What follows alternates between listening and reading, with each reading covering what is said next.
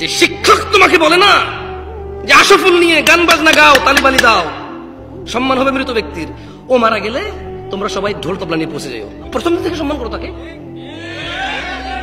বুঝি 50 বছর অপেক্ষা করার পর তুমি গান বাজনা বাজাকে সম্মান করবা, ফ্রম দ্য ডে ওয়ান, প্রথম থেকে করো তাকে সম্মান। আউযু বিল্লাহি মিনাশ শাইতানির রাজিম। হাট্টিমাটিম টিম শিখেছো তো বহুটাকে, এগুলো শিখবা কবে থেকে বলো? হাট্টিমাটিম টিম শিখো তো। আমি চিন্তা করি মাঝে মধ্যে হাট্টিমাটিম টিম এটা কি জানি, আল্লাহ জানে। এটা কি গরু ছাগল নাকি পাখি নাকি মানুষের মতো কিছু, মানে এটা কি? তবে এটা দুটো শিং থাকবে, এটা ডিম পাড়বে, এতটুকু কনফার্ম আমরা। এটা কি? এটা বাচ্চা প্রসব করবে না, বাদুর যেরকম করে, ঘোড়া যেরকম করে, গরু যেরকম করে, মানুষ যেরকম পেটে বাচ্চা প্রসব করে, এটা এরকম প্রসব করবে না, এটা ডিম পাড়বে। এটা কি করবে? ডিম পাড়বে। এটা পানিতে থাকবে না ডাঙায় থাকবে আমরা জানি না, নাকি উভয় চর হবে এটা আমরা জানি না। হয়তো 50 বছর পর দেখাও পেতে পারি, হাট্টিমাটিমের পেতেও পারি হয়তো। তবে তোমরা সেদিন চিনবা কিভাবে বলো তো? এটাকে দুটা শিং থাকবে, এটা ডিম পাড়বে।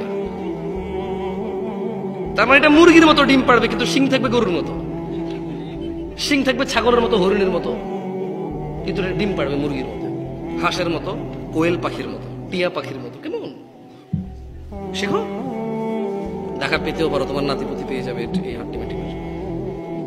কেন আসছো এই মাহফিলে আমি জানি না, আমাকে কেন ডাকছো এত দূর থেকে বললাম আমি জানি না। গত বছর এখানে মাহফিল হয়েছে, আগের বছর হয়েছে। এই চেয়ারম্যান সাহেব উনি প্রতিদিন কোনো না কোনো প্রোগ্রামে যেতে হয়, রাইট? দাওয়াত পায়, সম্মান পায়, আলহামদুলিল্লাহ যায়। কিন্তু কি লাভ এই তোমরা প্রতি বছর মাহফিল করে? আরে তোমার বাপের টাকা হলে জীবনে তো ফুল লাগাই না, মানুষ থেকে নাও তো ফুল লাগাও, বছর একবার করো। তোমার বাপের টাকা দেখবার দেখিলে এরকম জাকজমক করো না, করো না জাকজমক। এরপরে বুঝতাম, এরপরে খুঁজতে লাভ কি আমার?